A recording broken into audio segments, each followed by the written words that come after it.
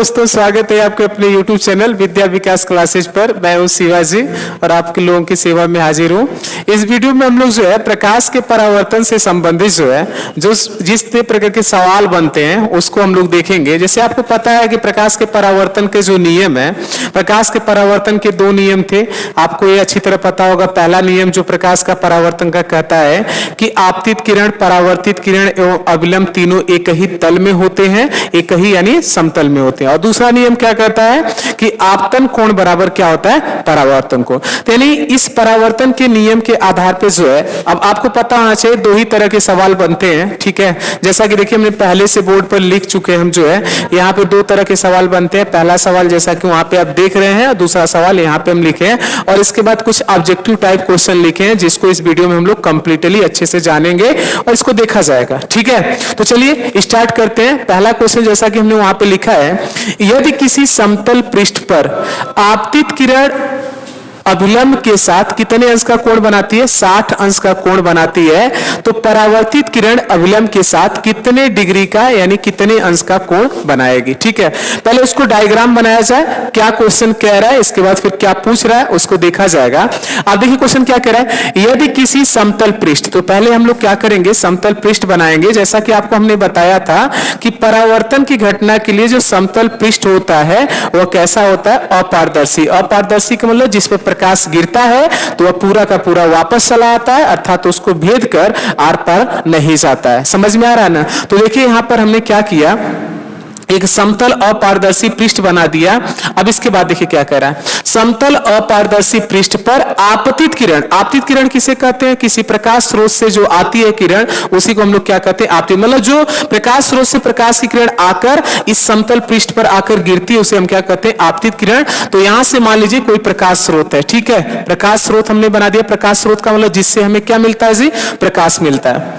अब वहां से जो है यह किरण आ रही, इस किरण को हम क्या कहते हैं, आपतित किरण। आपतित किरण अभिलंब के साथ, अब ध्यान से सुनिएगा, आपतित किरण समतल पृष्ठ के जिस बिंदु पर गिरता है उसे हम क्या कहते हैं, आपतन बिंदु कहते हैं। और समतल पृष्ठ के किसी बिंदु पर, तो जैसे हमने यहां पे क्या किया, आपतन बिंदु पे जो यहां पे लंब खींचा है उसे हम क्या कहते हैं, अभिलंब। यानी यह यहां पे क्या हो गया जी, अभिलंब हो गया।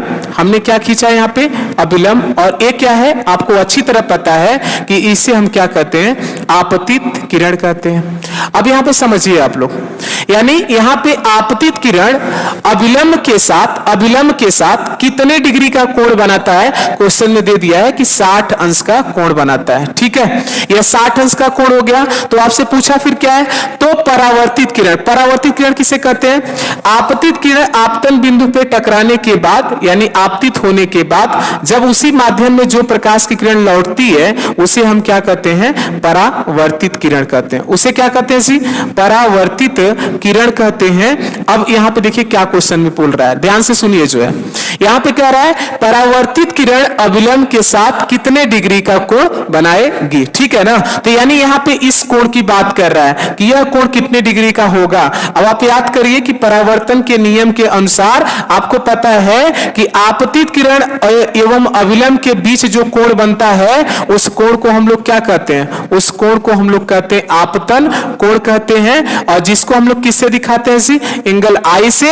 एवं अभिलंब तथा परावर्तित किरण के बीच जो कोण बनता था उस कोण को हम लोग क्या कहते हैं, परावर्तन कोण कहते हैं। और इसको हम लोग किससे दिखाते हैं, कोण आर से दिखाते हैं।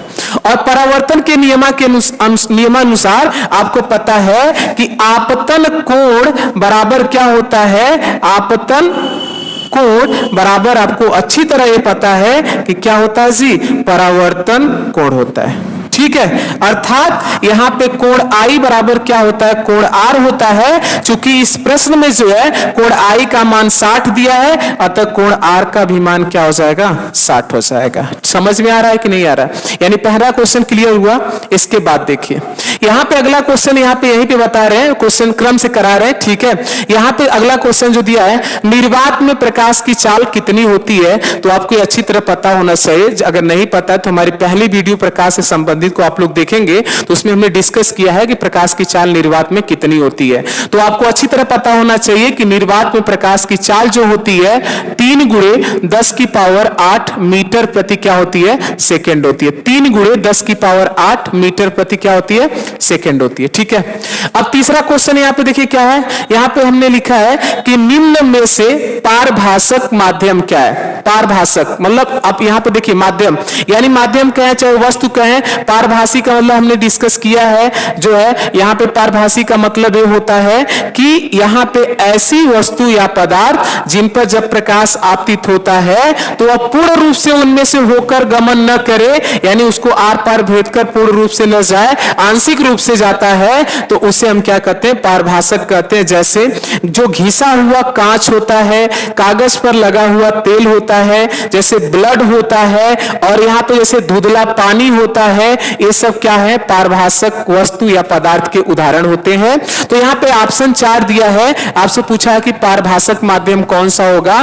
जैसे पहला यहाँ पे विकल्प दिया है वायु, तो आपको पता होना चाहिए कि वायु पारभासक नहीं है, क्या है, पारदर्शी है। पारदर्शी माध्यम है, अर्थात वायु में जो है प्रकाश आसानी से गमन कर सकता है, चल सकता है, तो यानी यह क्या हो जाएगा, पारदर्शी हो जाएगा। इसके बाद यहाँ पे देखिए जो है यहाँ पे विकल्प 1 दिया है बी में जो है कांच। कांच जो होता है यह भी पारदर्शी माध्यम है, यानी इस पर जब प्रकाश आपतित होता है तो वह भी पूर्ण रूप से आर पार क्या हो जाता है, चला जाता है। ठीक है, इसके बाद जो है यहाँ पे तीसरा ऑप्शन जो है घिसा हुआ कांच, यानी अभी हमने बताया कि घिसा हुआ कांच क्या होता है, पारभासक, यानी इसमें जो है सी वाला विकल्प क्या हो जाएगा, सही। और फोर्थ विकल्प क्या दिया था, दीवार, और आपको पता है कि दीवार पर जब प्रकाश आपतित होगा तो वह पूर्ण रूप से फिर क्या हो जाएगा, वापस हो जाएगा, यानी यह क्या हो जाएगा, अपारदर्शी माध्यम हो जाएगा। क्लियर है, यानी इसमें राइट आंसर कौन सा होगा, सी वाला घिसा हुआ कांच। ठीक है, अब अगला क्वेश्चन देखिए यहाँ पे क्या हमने लिखा है, किसी पृष्ठ से परावर्तित प्रकाश की मात्रा निर्भर करती है। यहां पे देखिए परावर्तित प्रकाश की मात्रा, जैसे यहां पे देखिए यह हमने समतल पृष्ठ बनाया था, जो प्रकाश की किरण इस पे आके आपतित होती है उसे हम क्या कहते हैं, आपतित किरण, और जो टकराने के बाद वापस होती है उसे क्या कहते हैं, परावर्तित किरण। तो यहां पे क्या क्वेश्चन कह रहा है, किसी पृष्ठ से परावर्तित प्रकाश की मात्रा निर्भर करती है। 4 ऑप्शन है। पहला देखिए प्रकाशिक माध्यम पर, क्या वो माध्यम पे निर्भर करती है, ऐसी कोई बात नहीं है। यहां पे अगला जो है प्रकाश स्रोत पर जो है, तो प्रकाश स्रोत यानी प्रकाश स्रोत पर भी निर्भर नहीं करती है। इसके बाद पृष्ठ की प्रकृति पर, हाँ इस पर निर्भर करती है, क्योंकि हमें क्या करना है, परावर्तित प्रकाश करना है। तो अब यहां पे क्या होगा, अब 3 तरह के माध्यम आपको पता है। अगर मान लो यहां पे पारदर्शी माध्यम है तो प्रकाश जब यहां पे आप लोग आपतित कराओगे तो यह क्या होगा, पूरा का पूरा वापस, मतलब सॉरी वापस नहीं, एक माध्यम से दूसरे माध्यम में चलाएगा, पूरा का पूरा गमन करके दूसरी तरफ चलाएगा। तो यानी ये देखिए यस जो है पारदर्शी है, तो इसका मतलब नहीं बनेगा। हमें क्या करना है, परावर्तित प्रकाश लाना है, लौटाना है। अब इसकी जगह हम लोग क्या करेंगे, पारभासी माध्यम ले लेंगे, मतलब जिनमें से क्या होगा, प्रकाश जब जिस पर आपतित होता है तो कुछ प्रकाश तो उसको भेद कर इसके बाहर निकल जाता है, लेकिन कुछ प्रकाश आंशिक रूप से क्या होता है, वापस लौट जाता है, तो पूर्ण रूप से प्रकाश परावर्तित नहीं होता है। यानी यहाँ पे कौन सा माध्यम लगा दे, पृष्ठ का कैसा नेचर होना चाहिए। अगर अपारदर्शी होगा तो अपारदर्शी जब होगा तो जो प्रकाश इस पे आपतित हुआ पूरा का पूरा प्रकाश क्या हो जाएगा, वापस हो जाएगा। यानी जो यहाँ पे परावर्तित प्रकाश की जो मात्रा होती है वह किस पर निर्भर करती है, जो समतल पृष्ठ होता है उसकी प्रकृति पर, कि वह कैसा है, पारदर्शी है कि अपारदर्शी है कि पारभासी। यानी पूर्ण रूप से परावर्तित कराना होगा तो कौन सा जो है यहाँ पे माध्यम होना चाहिए जी, अपारदर्शी। यानी इसमें कौन सा विकल्प सही होगा, सी वाला सही होगा, पृष्ठ की प्रकृति होगा। क्लियर है। इसके बाद देखिए यहाँ पे अगला क्वेश्चन हम लिखे हैं, परावर्तन के नियम से संबंधित 2 तरह के सवाल बनते हैं। जैसा कि पहला सवाल तो आप लोग देख चुके, इसके बाद ये देखिए दूसरे तरह का सवाल है जिसको हम यहाँ पे करा रहे हैं। देखिए क्या यहाँ पे लिखा गया, क्वेश्चन है कि यदि कोई प्रकाश की किरण किसी समतल पृष्ठ पर 40 अंश कोण पर आपतित होती है। ध्यान से सुनिएगा, पहले हम लोग क्या करेंगे, एक समतल पृष्ठ बना रहे हैं, ठीक है, और यहाँ पे परावर्तन की घटना, तो अब बार बार इसी चीज को हम क्या बताएं कि कैसी वस्तु यानी माध्यम होना चाहिए, आपको पता है अपारदर्शी होना चाहिए। अब क्वेश्चन क्या करें, यदि कोई प्रकाश की किरण, तो प्रकाश की किरण यानी प्रकाश कहां से मिलेगा, किसी प्रकाश स्रोत से। तो यहां से देखिए कोई प्रकाश की किरण आ रही है, आई, यह देखिए प्रकाश की किरण है, है किसी समतल पृष्ठ पर 40 अंश कोण पर आपतित होती है। ये देखिए समतल पृष्ठ है और इस पृष्ठ पर जो यह आपतित किरण है या किरण जो आ रही है वह कितने डिग्री पर आपतित हो रही है? 40 अंश पर। ध्यान दीजिए इस कोण को दिया है, समतल पृष्ठ और इस प्रकाश किरण के बीच का कोण यह 40 अंश के कोण पर आपतित होती है। तो आपसे क्या पूछा है? तो ज्ञात कीजिए। अब आपको पता है कि यह किरण आपतित हो रही तो पक्का या फिर क्या होगी? वापस भी जाएगी यानी परावर्तित होगी। ठीक है ना, यह क्या होगी? परावर्तित होगी। और जिस बिंदु से परावर्तित होती है उस बिंदु को हम क्या कहते हैं? आपतन बिंदु। और इस आपतन बिंदु पर यानी समतल पृष्ठ पर जो लंब खींचा जाता है उसे हम क्या कहते हैं? अभिलंब। और ये बात आप लोग अच्छी तरह जान चुके हैं कि अभिलंब और आपतित किरण के बीच जो कोण बनता है इसको हम क्या कहते हैं जी? इस कोण को हम लोग कहते हैं आपतन कोण कहते हैं। ठीक है ना।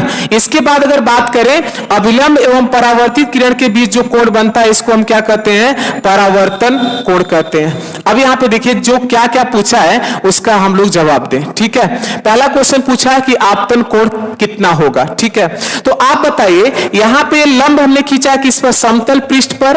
तो यह आप बताइए लंब जब है तो यह पूरे कितनी डिग्री का कोण होगा जी? 90 डिग्री का कोण होगा। और इतना सा कोण 40 अंश है तो ये बचा हुआ कोण किसके बराबर हो जाएगा? तो बचा हुआ कोण आपको पता है पूरा तो 90 है और 90 में से 40 यह हो गया तो 90 में से 40 घटा देंगे यानी यह कितना आ जाएगा? 50 अंश। यानी यहाँ पे देखिए आपतन कोण का मान कितना आ गया? 50 अंश। यानी पहला आंसर आ गया कि आपतन कोण का मान कितना होगा? 50 अंश। और यहाँ पे दूसरा क्वेश्चन पूछा गया कि परावर्तन कोण का मान कितना होगा? तो आपको परावर्तन के नियमानुसार पता है कि आपतन कोण बराबर क्या होता है? परावर्तन कोण। तो जब आपतन कोण का मान 50 अंश है तो परावर्तन कोण का भी मान कितना होगा जी? 50 अंश होगा। ठीक है, तीसरा क्वेश्चन यहाँ पे पूछा गया है कि परावर्तित किरण यानी ये जो परावर्तित किरण है और समतल पृष्ठ के बीच कितने डिग्री का कोण बनेगा? तो आप बताइए जब यह 50 अंश का कोण बना है और पूरा 90 अंश का कोण बनता है तो यह बचा हुआ कोण कितने डिग्री का हो जाएगा? तो 90 माइनस 50 बराबर कितना आ जाएगा? 40 अंश आ जाएगा। समझ में आया कि नहीं आया आप लोगों को? ठीक है, तो देखिए परावर्तन, प्रकाश के परावर्तन के नियम से संबंधित ये कुछ महत्वपूर्ण प्रश्न थे जिनको हमने इस वीडियो में कराया। इसके बाद जो है अगली वीडियो में हम जो है यहाँ पे स्टार्ट करेंगे कि जैसे दर्पण क्या होता है, इसमें दर्पण के प्रकार कितने होते हैं और दर्पण से संबंधित आगे जो है हम लोग महत्वपूर्ण बातों को पढ़ते जाएंगे। यानी आप लोग जो है हर एक वीडियो में जो है हम क्रमशः जो है प्रकाश से संबंधित आगे बातों को पढ़ते हम लोग चले जाएंगे। देखिए वीडियो बहुत छोटी छोटी हम इसलिए बना रहे हैं, एक टॉपिक जो भी टॉपिक उठाएं उसको क्लियर करते जा रहे हैं और जो टॉपिक क्लियर होगी फिर उससे संबंधित जो ऑब्जेक्टिव टाइप के क्वेश्चन होते हैं फिर उस टॉपिक से संबंधित यदि न्यूमेरिकल के क्वेश्चन बनते हैं, जितने प्रकार के बनते हैं हर एक तरह के क्वेश्चन को कराते जाएंगे। तो इस वीडियो में इतना ही, फिर अगली वीडियो में हम मिलेंगे, तब तक के लिए थैंक यू, धन्यवाद।